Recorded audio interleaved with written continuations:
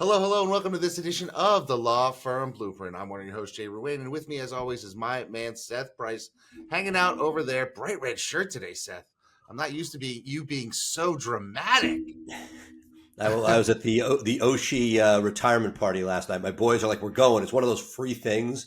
You go. They didn't say it was a retirement party, but we knew it was outdoors in the shadows of my first law office. When I was a Awesome. baby lawyer in Georgetown, overlooking the water, there's this great complex, and this is where the fountain was, where the Caps jumped into the fountain. So perhaps I'm channeling my inner Caps Yeah. Stanley Cup champion jumping in fountain energy with this shirt.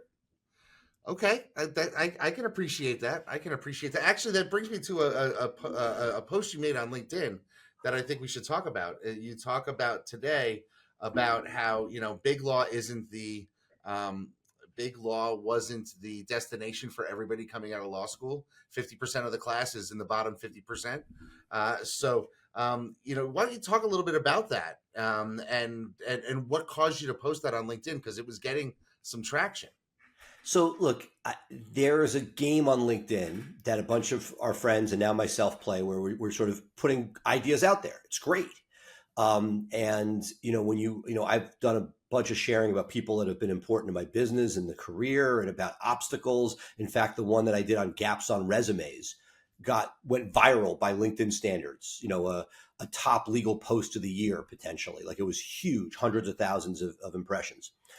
The piece that I see formulaic is I was a screw up in law school and now I'm a massive success. Right. And while that's awesome, and I'm thrilled for the person who does that, and there should, it is whatever it takes. There's a certain degree of burning the boats and not having any options and having to succeed, which I love. And many of the people, who have succeeded in the civil practice of personal injury and mass torts are people that didn't go to the top law school that are amazing trial, all great.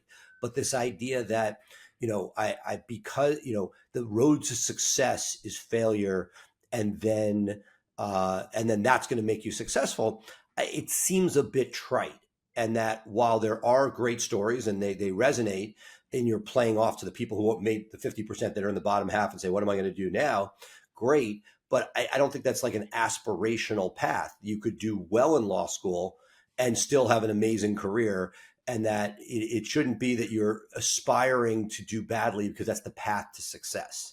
Well, and I think there's a little bit of context that I think is necessary, that, those are people who are successful, but percentage wise, I know some people that were screw ups in law school that are still screw ups that I see around. Like, they're struggling to get by as a solo because they couldn't make it in a firm. They're barely making it by. They're taking some chances that maybe they shouldn't take, or they've left law altogether.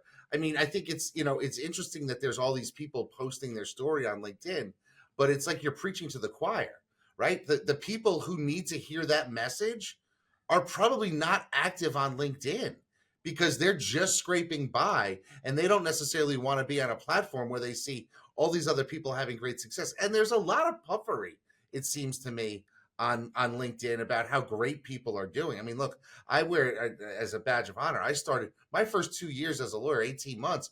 I was making $100 a day. I was making $500 a week. And I was bartending. I was working at bars trying to scrape by. And I don't take that as being did poorly in law school. I was an average student, beat average, I guess. I just knew that big law wasn't for me. And I knew I had to start out and scrape to get to where I was going to be. And yeah, I had to hustle. But that wasn't necessarily thrust upon me because of my grades. It was more the choice that I had made and knowing with eyes open what the law practice was going to be for me. Right. And then, look, there are people, I love Gary Vee. He's been inspirational and I've gotten a lot out of it. But and he clearly had an X factor. Great. That's awesome. Gary The Vee question, started in a $5 million a year wine business. This is my beef with Gary Vee. Gary, if you're listening, I don't think you are, but Gary, if you're listening, or anybody out there who holds him up as a success story, Gary's father had already had a lease on a building, had connections with the wine distributors, had credit card processing set up, probably had health insurance set up. Gary was able to amplify that business by taking it online and doing wine library and all that stuff. But Gary didn't have to start off with, where do I buy pens from? Like, Well, and I yes think and and I no. think I'll push back. Gary's doing a big disservice to entrepreneurs out there, because he's saying, look, I grew my business into a $60 million a year operation. It's a lot easier to go from 5 to 60 than it is from 0 to 5. 100%. That's the Trump story, right? Like, Right. dad already had a multi, but look, let's take it back. This was a wine business. It was a, immigrant based wine business that was doing, a decent clip. But what's different was this is a guy who had failed during this in the school world, according to himself, who now figured out how to crack the code of drawing attention, found a burgeoning technology. And so to me, that's the lesson, which is, it's making the most of wherever you are. You're saying, hey, don't, this wasn't a guy with zero. If you're sitting there, with no parents that have done nothing, you have no capital to begin with.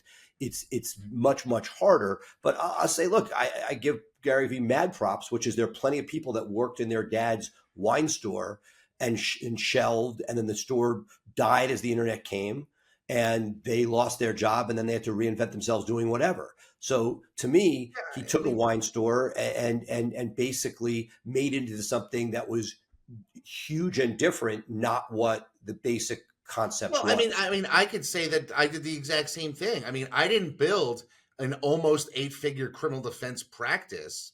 I mean, hopefully, knock on the closest wood I can find, we may cross that barrier this year. I don't think we're going to make it this year, but I'm thinking maybe next year.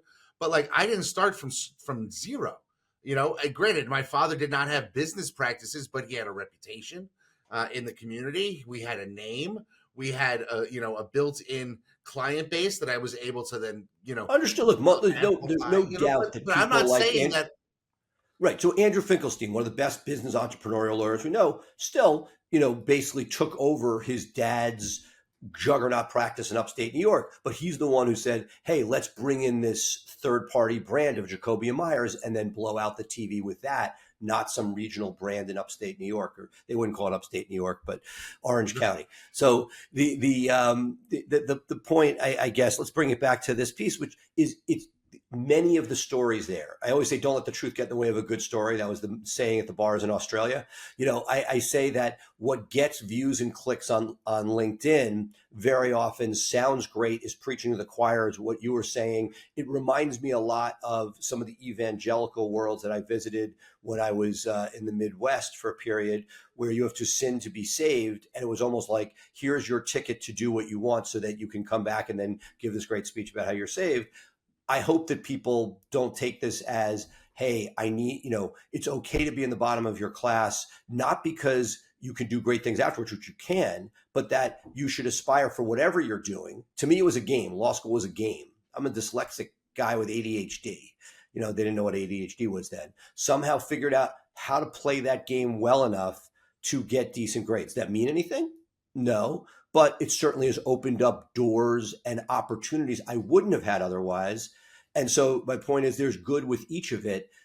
God bless if you made it without it and did it, which is going to be the sexy story. But to me, it's what can you do if you're in law school to double down and crack the code on law school? Because if you're going to pay the money and be there for 3 years, you have a bunch of things you can do. One is find the firm you want to work at, or a firm you want to work at, get experience, and say, you know what, I'm going to punt on grades. I'm just going to focus on the practice, or I'm going to play this game so that I have something that may give me a leg up with a first job and experience. And so for me, I, spent a couple of years inside of of what it was, a big firm.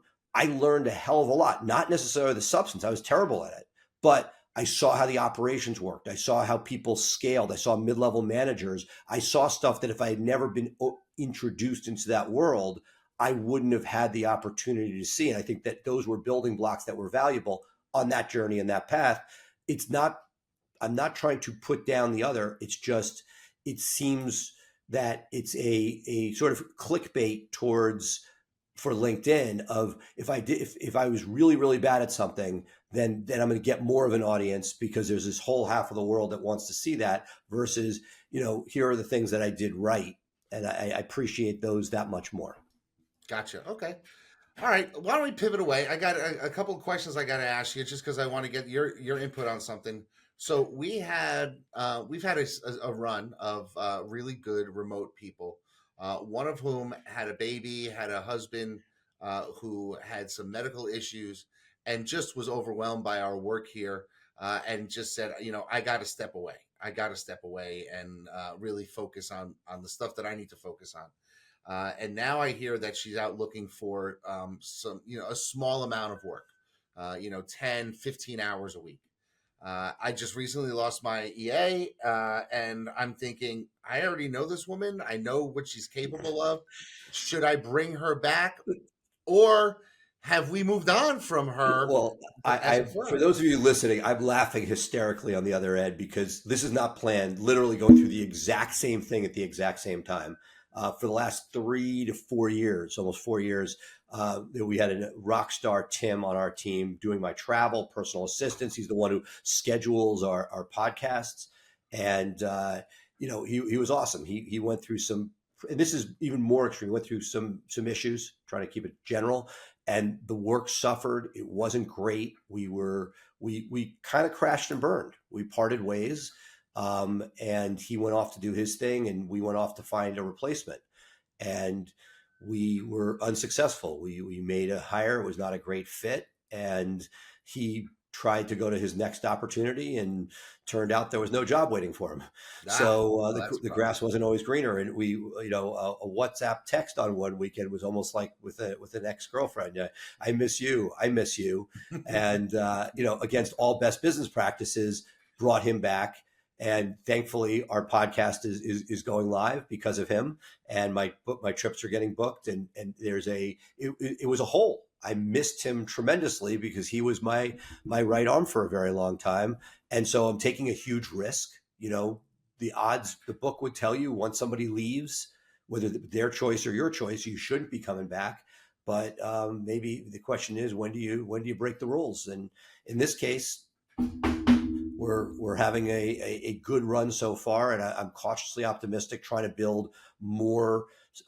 Look at what mistakes we may have made in the past, as far as lack of safeguards for burnout, and lack of safeguards for, well, not lack of safeguards, but giving opportunity for an on ramp for more potential. But we're rolling the dice. So Jay, as of today, I'm all for giving this thing a second go around. So tune in next week, folks, when he says, "Run away, run away." I I mean, hope that's not. Tim is a rock star, and I really, I'm very, very optimistic that we, just needed a reset. And look, that brings up a bigger question. If you have somebody at your firm, right? I'm throwing a Jay-like question at Jay. If you have okay. somebody at your firm who does a good job for an extended period of time, and they're hitting hard times for whatever reason, right? Not talking about Tim specifically, whether it be pregnancy, postpartum, whether it be a divorce. We're seeing a lot of that. We're seeing issues with mental health of all different forms and fashions. What is this? If you were playing the long game, and you know that the next 9 months are going to be miserable, right? What should you do, in not hindsight, in foresight? We're going to have these situations come up. What should you be doing? Should you be giving somebody a full leave of absence? Should you go to part-time work? Should you just acknowledge the fact that this is going to be rough, and that I'm going to get substandard work for a period? How can you positively, going forward, knowing that we're going to have these two people have issues, how do we prevent the bottoming out where you can't come back together? In personal relationships, sometimes you might, take a little bit of time, give a little bit of We breathing were on a room. break, type of thing. Exactly. Well, that also comes with problems, because on Right. that break they might take another job, or Right. they might do so. The question is, how can we best, knowing that these are part of life and the world, all of these issues, how can we do things that would allow that person to be with us longer term, and not just lose them on the dip? Well, one of the benefits we have being in my blue state is that we have a paid family leave program, so that if someone needs to leave for 4 months, they can opt into that. We pay it as part of their salary, goes into an insurance fund with the state, and they can get paid, I think, 60 or 80. Understood. So should we So have that for the you could just say, international labor that's not eligible for that? so we do. So we do. We what we have decided, even for even for our non-Connecticut based remote employees that are in the United States. So I have people in Florida, Minnesota, and Iowa. I mean, basically all over, right? And so even though their states may not have that program, we honor it. So everybody has access to that, and so do the remote employees. I try to make everybody who is not based in Connecticut be on the same standing. And yes, it does No, cost I money. look, God bless, but I'm going to push you one step, which is and we're talking, our stated topic for today before we got on, which we haven't even gotten to, is saving money. One of those ways is being lean. So Right. when you're lean and somebody's like, hey, I need 4 months off, that's a big hit because you're not staffed up for it. And so the question is, I think as entrepreneurs, we push.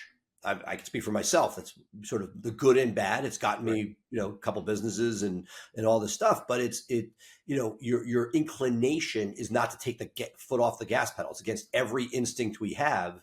And here we are having to say, okay, well, if I want Tim with me for 10 years, not 4 years, I may need to take my foot off the gas pedal. Easier said than done.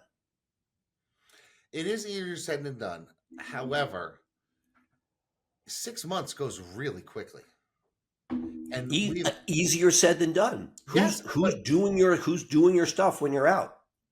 Well, that's the thing. Right now nobody is, and it's falling on me, and I'm missing some things because I'm otherwise occupied on some of the bigger things that I want to push forward with.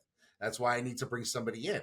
That's why I'm saying, hey, if I have somebody who's already familiar with our calendaring and our emailing and knows the people that are in the office and I trust to be able to book things, who has booked things for us in the past. I mean, it seems like it's a good fit. How much of that? So there's a cost to Jay. Jay is now literally. I spent Memorial Day weekend. I spent 3 hours booking travel for the next quarter because I was without somebody. So the question is, what is where do it's not a free lunch, but at the same time, if you're willing to pay, if I'm willing to do that and give somebody the breathing space, in theory, I'll have a long-term solution and a loyal person over the long haul.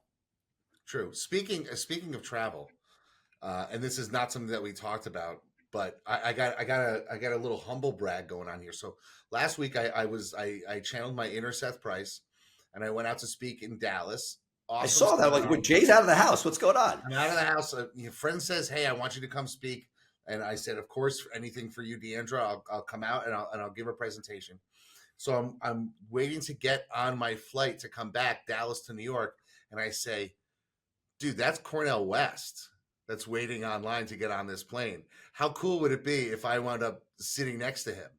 I wound up sitting next to him. No, I got 2 hours and 47 minutes of a private lecture / life. I got 2.5 hours of Dr. Cornel West telling me about theology and political stuff and what he thinks his next book is going to be about. And I mean, it was, I mean, literally, like, I sat down with him and I was like, I'm putting away the computer. I'm putting away my book. I wish you left it on. Left it on record. Oh God. You know what? I didn't even think about that. I see these new technologies, these little things that record I have one of those. I actually use that. It's a Plaud device, Plaud. Folks, I can't tell you how awesome it was. I have my youngest daughter has severe learning disabilities, double deficit dyslexia. And last week I had to go to the parent-teacher conferences while my wife was at another school doing parent-teacher conferences at the end of the year. I wore one of those things. Was it Plaud? Plaud. It's awesome. And I used it to sit in with agreement of all of the teachers that I went. And I got peppered with questions when I got home. Well, what about writing? What about math? And I was able to say, hold on a second. Here's the summary. Here's the AI summary. You could read it all. I didn't miss a thing. It was amazing. The next thing is, will you be able to be at guys' night for poker while your device is there with the nanny? Yeah, I don't know No, about that, I joke. but But look, maybe not in that specific instance, but is this going to mean like, okay, it takes me to a question, which is we all sign up for different webinars and lectures and things like that. And then the question is, time comes, it's that day. Have you blocked the time right? You know, are you now, is the AI assistant now elevating this? Because my biggest pet peeve as I've scaled is I'll send a single team member to something, whether it be out of town or online.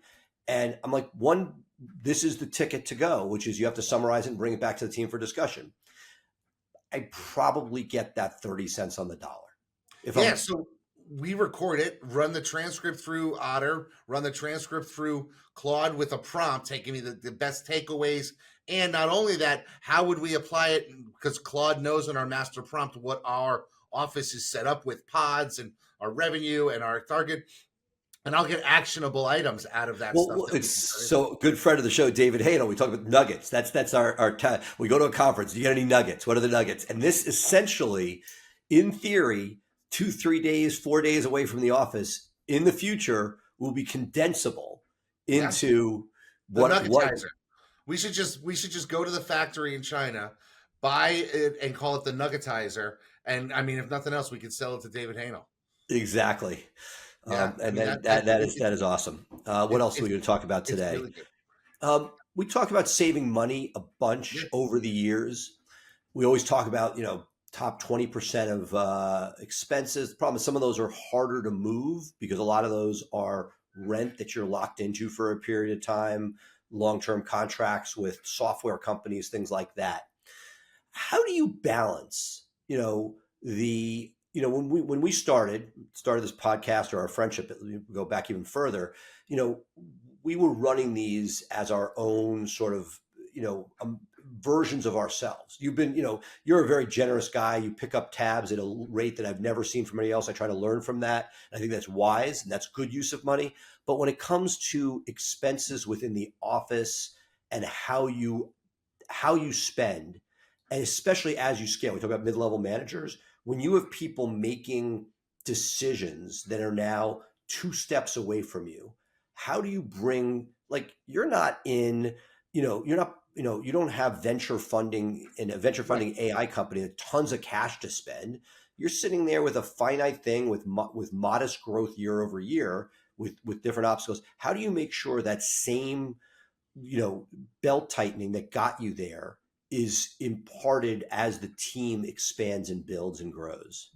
I think it's part of your culture, and it's something that you need to be consciously talking about, throughout the year and at your meetings and that type of thing. We have a policy in our office: we don't buy pens, and that's part of the onboarding process. Like, hey, guess what? It's very easy to just go on Amazon and have them send you 48 pens. But I guarantee you, if you take 30 seconds and look, you'll find a pen. We had so many pens. This goes back when we rehabbed the office that we're in. We gutted it and rebuilt it in a manner that was more fitting for the firm that we were becoming. Got rid of the pool table and the bar, basically, that we had in our old office, and repurposed the space because we had more people. But one of the things that we did when we were gutting it is we had to pack up and move into flex space for a 3-month period. And the sheer number of pens and boxes of pens that we had on. I mean, we probably had 4,000 pens. And Right. so And as then a firm, we came together and we just said, hey, let's have a policy. We don't buy pens. We don't just go and no, click I add. got you. And look, this was a real life experience. It was a farewell party for somebody. They bought chicken wings for 8 people, and the bill was almost $450. Oh, Again, it blows your like. And look, we put rules in place. It's a process problem. We now have a process. We have approved vendors, and so. But I balance between this because I look, something I've very much admired about you is that when I was the guy who would sort of like at a business group dinner hope that I didn't pick up the check, you were the guy who always did. And I've correct. I've become more Jay. I like to pick up the check now. It brings joy, and I get it. I once ate That an eight said, thousand dollar check in Iceland. That was tough. yeah, well, I was, so look, I'm not that much Jay. I'm a Jay Junior. So the question is there? So now I'm struggling with this. Pens, great. You have your metaphor. right. Would you be better off spending $150 a year on pens, not having people think about it, even though there's going to be a box of pens when you're done, and have those moments of life focused on something making more money? That like is this, and that's where I'm torn because look, I want to keep expenses low, but the question is, if you went and opened another office, found another lawyer, did whatever it was that was going to make you more money, would that be a better use of J time than, than But focusing on the pens? here's the thing. I set the culture of no more pens. I'm not buying pens, but that means that 49 other people aren't buying pens. Those 49 people aren't thinking, how do we make more money? They're thinking about executing the job that's in front of them that day. No, understood. But that's okay. I'll push back, which is you can only impart so many things on people, Right. right? And if the answer is, do you get reviews or do you save money on pens? Let's take that. You have one thing they're going to remember. People can only remember so many things of the J mantra. If the mantra is, I need reviews, and each review, my mantra is worth $1,000 to J. Would you rather them have the focus on that or pens? And then I start to come, I struggle with it. I mean, it's not an easy answer. The answer both, maybe, but is that the best use of mantra? We don't buy pens, or is it we care about reviews and nothing else? And that's the Well, I mean, everything has an option. I don't think you can have one thing in a law firm like yours. Like, I don't think you can say we're only focusing on reviews. Because if my firm only focuses on reviews, other No, stuff no, is it's not. It's not only. This is not only, but it's if there's which is like if you're slotting each right. thing, they can remember one thing. What do you want them to remember? In the old days, it might have been help me get a link. It Right. could be, let's get if you're a PI firm, let's get one more referral partner. It may be one more call to the clients. The question is I again, want it all. I'm sorry, I mean, honestly, I want it all. right? But you're not getting it all.